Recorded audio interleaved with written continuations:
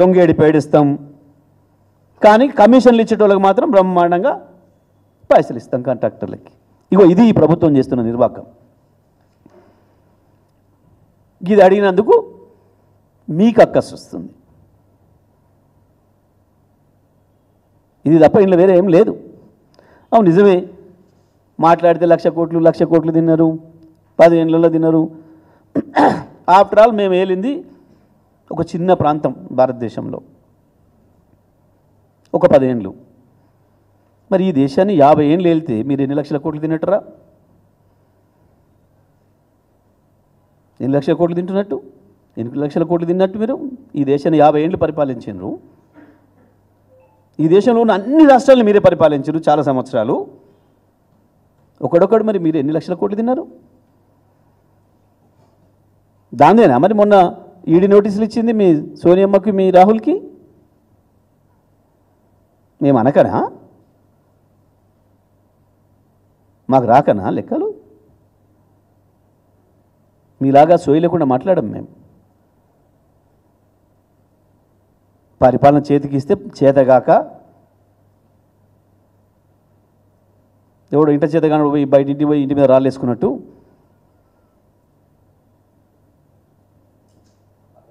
చేతగాని రెండమాట మాట్లాడుతున్నారు. మునగానంలో మాకు బాగా అనుభవం ఉంది. అప్పుడే అడిగినరు, అరే గిన్ని చెప్తారేందా మీరు, భారతదేశం బడ్జెట్ మొత్తం తెచ్చి మీ రాష్ట్రానికి ఇచ్చినా సరిపోదు, గిన్ని హామీలు ఎట్లు ఇస్తున్నారు 420 అంటే చాలా గొప్పగా చెప్పిండు ఇంత పెద్దగా ఆర్థిక మంత్రి. ఓయ్ కేసీఆర్కి తెలివి లేదు, కేసీఆర్కి అనుభవం లేదు, 10 ఏళ్ళే కదా ఆయన, ఇప్పుడు మొన్ననే కదా వచ్చింది. మేము 125 ఏళ్ళ నుంచి వెళ్ళి ఉన్నాం, మేమే పరిపాలన చేసినాం, ఎక్కడున్నాయో మాకు తెలుసు, ఆ పైసలు మేము సంపాదించుకొస్తాం, మేము కడుపు కట్టుకుంటాం. కడుపు కట్టుకున్నారు, ఇంత పెద్దగా ఏనుగొంతులు చేసినట్టు చేసుకొని తినుకుంటా ఒకడొకడు రాష్ట్ర ప్రభుత్వానికి రావాల్సిన ఆదాయాన్ని 15,000 కోట్లు మీరు తిని దొంగల్లాగా పందికొక్కులాగా బొక్కి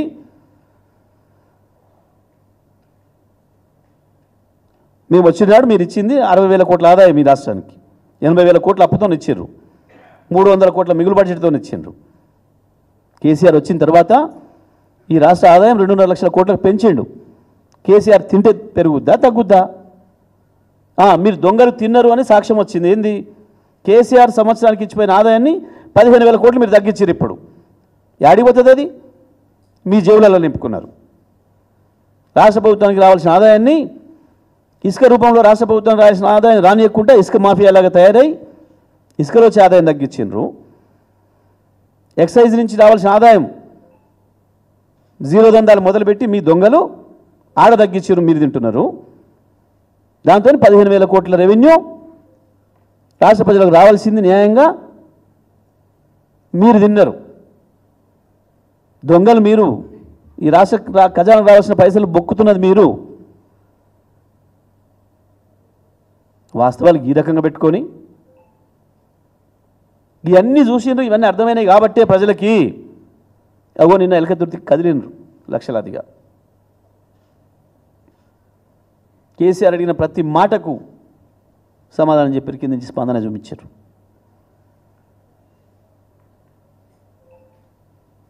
ఇప్పటికైనా బుద్ధి తెచ్చుకొని ఒళ్ళు దగ్గర పెట్టుకొని వాస్తవాలు మాట్లాడడం మొదలుపెట్టండి. ఇంకా ఇట్లనే మాట్లాడతాం, కేసీఆర్ మీద నోటుకొచ్చేట్టు మాట్లాడతాం, అవాకులు చెవాకులు పేల్తామంటే సహించేది ఉండదు. తెలంగాణ ప్రజలు సహించరు మొట్టమొదలు. ఇప్పటికైనా కాంగ్రెస్ కళ్ళు తెరిస్తే మంచిది అని చెప్పి ఇటువంటి చెత్త మాటలు మాట్లాడడం బంద్ చేయాలని చెప్పి నేను హెచ్చరిస్తా ఉన్నా.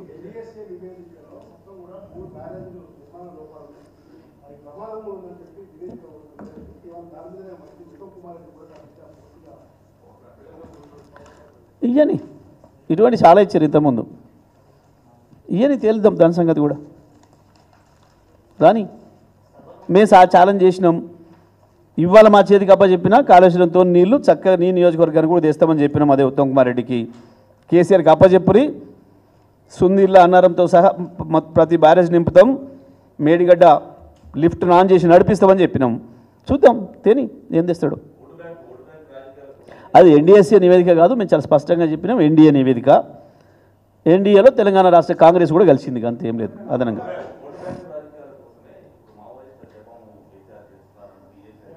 ఓట్లున్నాయా ఇప్పుడు? ఓట్లున్నాయా?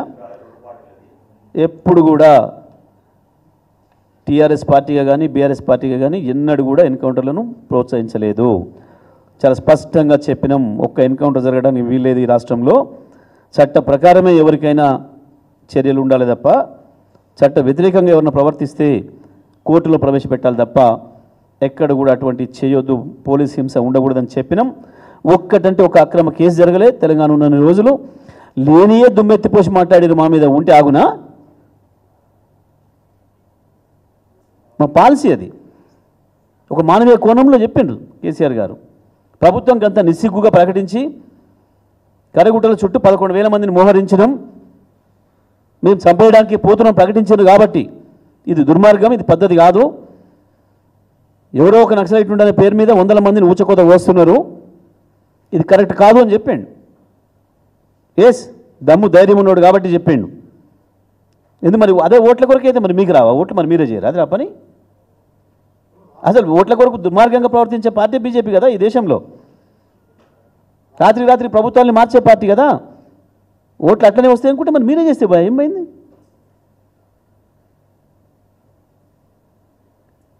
కేసీఆర్ ఎప్పుడు కూడా మానవీయ కోణంలో చేసిండ్రు.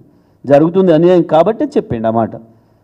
ఇట్లా 100,000 మందిని తీసుకుపోయి నిర్దాక్షిణ్యంగా చంపడం అనేది సరైనది కాదు, ప్రభుత్వం ఉంది కదా అని చెప్పి అవును చెప్పిండు.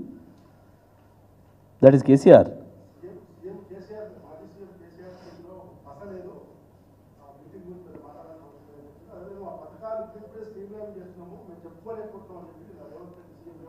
పసేలేంది ఎందుకు అంతగానో ఒకటే మాట్లాడుతున్నావు? మళ్ళీ అది కూడా బహిరంగ మాట్లాడే దమ్ము లేక సాటుగా దమ్ముంటే మరి మాట్లాడు, మైక్ ముందే మాట్లాడరు. అది ఇప్పుడు మేము మాట్లాడినట్టు కేసీఆర్ మైక్ ముందే మాట్లాడాడు, సాటుగా చిట్చాట్ చేసిందా? అందులోనే కనబడది, దమ్ముందో లేదా గనలే కనబడదు. నువ్వు దొంగతనంగానే మాట్లాడుతున్నావు అని అంటే, గుసగుస మాట్లాడుతున్నావు అంటేనే నీ మంత్రులు ఒకటే అరుస్తున్నారు, సావుగేకలు పెడుతున్నారు అంటే దాని అర్థమైంది. సింపుల్ అండి. రాహుల్ గాంధీ వచ్చిండు పోయిండు, ఓడు చూడలే, ఏం మాట్లాడింది ఓడి వినలే, ఆసక్తి కూడా లేదు. నిజంగా నువ్వు మనసు మీద చేసుకొని చెప్పు, నువ్వు ఒక అక్షరం గుర్తుందా? ఇప్పుడు రాహుల్ గాంధీ వచ్చి ఏం మాట్లాడిపోయాడు? చదివినావు నువ్వేమన్నా? నేను చదవలే, నువ్వు చదవలేదు. అంతో యాక్టివ్ ఉండేటోళ్ళం మనం ఇక్కడ రాష్ట్రంలో, హైదరాబాద్లో. ఇక మనమే ఏం లేదు, పట్టించుకోలేదు. మరి అదే కేసీఆర్ గురించి మాట్లాడుకుంటూ మేము రాహుల్ గాంధీ ఉపన్యాసం మేము ఎవరు మాట్లాడినా? ఎవరు మాట్లాడలేదు కదా. అసలు వినదే ఇష్టం లేకుంటే మాకు పట్టించుకోలేము, గంత పనికి మాలిందని. అక్కడనే కేసీఆర్ ఏందో అర్థమైంది, కేసీఆర్ సభ ఏందో, కేసీఆర్ పస ఏందో అర్థమైంది.